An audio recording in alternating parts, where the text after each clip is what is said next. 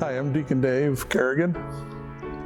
I grew up in the Upper Peninsula, and I am one of 9 siblings.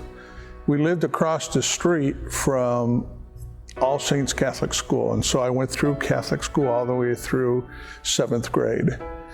My grandparents lived in the country. They sold produce, and we worked on the farm there, worked on my uncle's farm, picking potatoes, and he always wanted to say that we picked less than we would tell him we picked.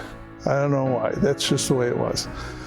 My family always practiced the faith religiously. We were always going to church on Sunday, reconciliation. My father passed away when I was 12, and that was really hard. And I think that was actually the first time that the whole thought of life and death and what is there beyond death, that's the first time I think I really thought about it. I moved to Colorado actually when I was going into my junior year in high school. I played a lot of the sports, football, basketball, track. Went into the United States Air Force in 1977, and I came to the Detroit area to go to my oldest brother's wedding, and that's where I met his fiance's sister, who is now my wife. And I knew pretty much the first time I saw her that there was probably a good chance that we would get married. For 35 years, pretty much, we lived in Livonia. I did 25 years on the Westland Fire Department. Part of my calling really had to do with whether or not I was going to test for the fire chief position. But I got a pretty clear indication that God had other plans for me.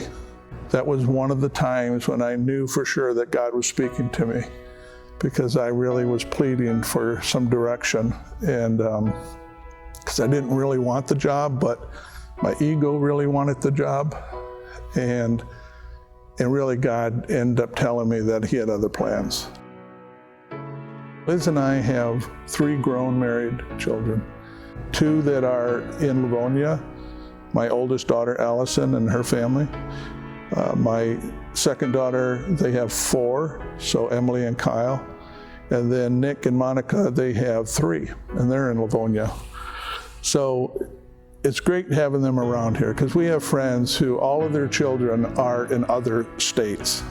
And so I know what a gift it is to have the family close by, and they bring a lot of joy to us. It was after numerous people came to me and asked me if I'd ever considered being a deacon.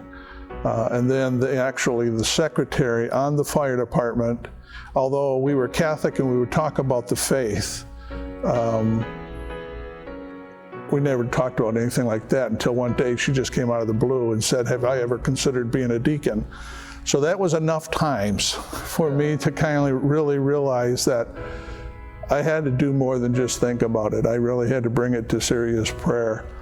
And things develop the way that they should when it's given over. When I finally literally fell to my knees and said, "I'm just giving it all to you, change my heart so that it'll be according to your own." When I was at my last parish, I was the director of marriage and family life, which was quite a wide spectrum of ministries, because I think family, that's like the core of life. And we all come from a family, right? And so to build up the family is really to build up the family of God. And that's what we're called to do.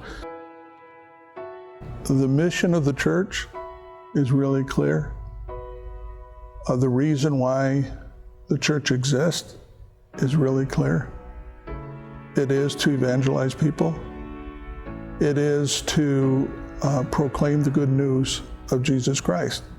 That's not easy, because we live in a culture and in a world that is whispering in our ears all the time that you're a fool to believe that.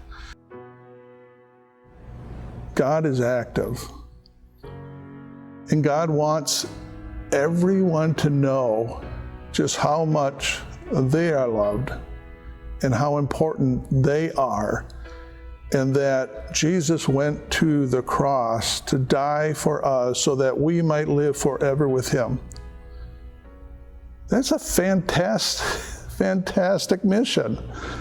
So it's been said that Europe has lost their Christian memory. Our cultural push is to remove God from all different walks of our life to the point where we too will lose the Christian memory. And so our mission is to make sure that in our efforts to carry on the mission, that Jesus is proclaimed, that Jesus is risen. And praise be to God that he's so merciful, because we can so often turn away from him, and he's always calling us back. He's always calling us back to his heart. So I feel like to do my part in whatever way that God wills that to be done is going to be my joy. So I'm really looking forward to it.